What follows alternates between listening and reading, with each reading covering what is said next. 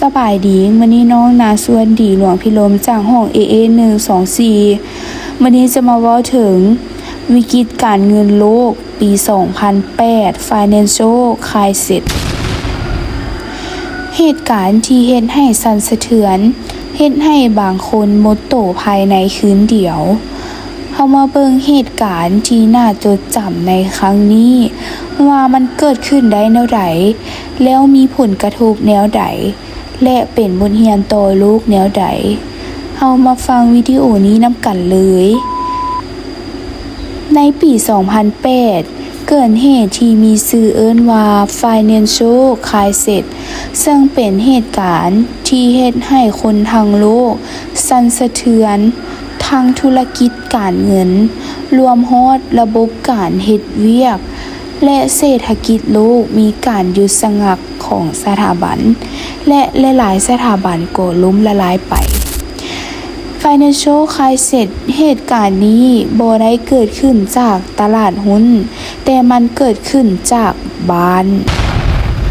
เริ่มแรกในช่วงปี 2000 เศรษฐกิจของสหรัฐเบิ่งคือว่าจะดำเนินได้ดี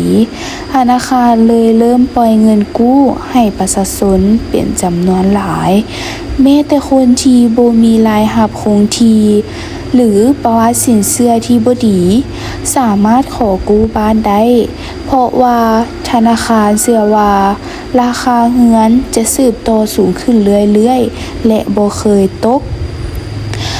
และผู้กู้ยืมเหล่านี้ถูกเอิ้นว่า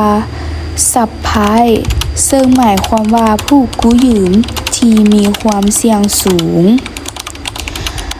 แล้วต่อมาธนาคารเฮ็ดหยังกับหนี้สินเหล่านี้แทนที่ธนาคารจะถือสัญญากู้ยืมด้วยตนเองพวกเขามัดหนี้สินเหล่านี้เข้าไปในหลักทรัพย์ที่เอิ้นว่า MBS Mortgage Backed Security และขายให้กับนักลงทุนทั้งภายในและต่างประเทศนักลงทุนเหล่านี้เชื่อว่าหลักทรัพย์เหล่านี้ปลอดภัยย้อนว่าพวกเขาได้รับการสนับสนุนจากเงินที่แท้จริงดังนั้นพวกเขาซื้อไว้เป็นจำนวนหลวงหลายและเรื่องช็อกก็มาถึงในปี 2007 หา 2008 ราคาอสังหาริมทรัพย์เริ่มลดลงผู้กู้ยืมซับไพรม์เริ่มต้นที่จะผิดนัดสำหรับหนี้สินของเขาเจ้าและในเวลาที่ประชาชนจำนวนหลายบ่สามารถจ่ายมัดจำของเขาได้นั้นแน่นอนแล้วว่าเงินที่เขาเจ้ามีเป็นทรัพย์ประกันนั้นจะถูกกักไว้และราคาเงินก็จะลดลงนักลงทุนเริ่มรับรู้แล้วว่าทรัพย์สินที่เขาเจ้าซื้อมานั้นบ่มีค่าย้อนหนี้เสียเป็นจำนวนหลวงหลายแล้วต่อมาเกิดอย่างขึ้นมาในปี 2008 ธนาคารขนาดใหญ่จำนวนหลายในสหรัฐเริ่มมีปัญหาร้ายแรงและบางคนก็ล้มละลายเช่น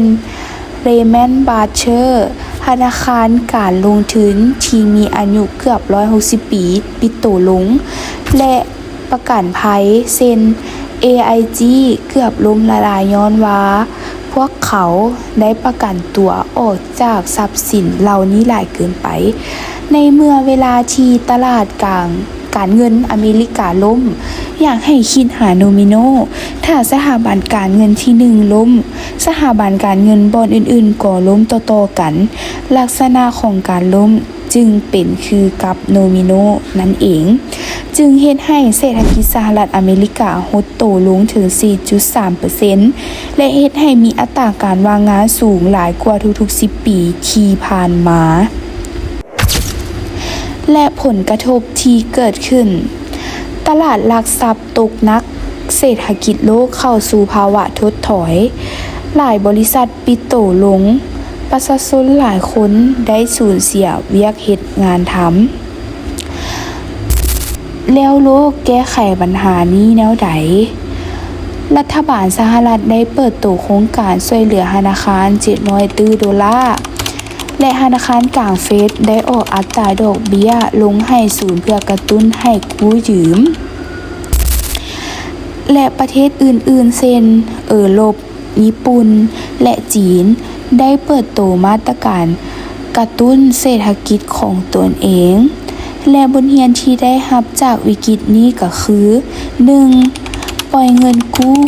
โดยบ่คำนึงถึงความสามารถในการจ่ายเงินคืน 2. เครื่องมือทางด้านการเงินที่ซับซ้อนเกินไปสามารถเสี่ยงความเสี่ยงอันใหญ่หลวงได้ และ 3. ทุกประเทศในโลก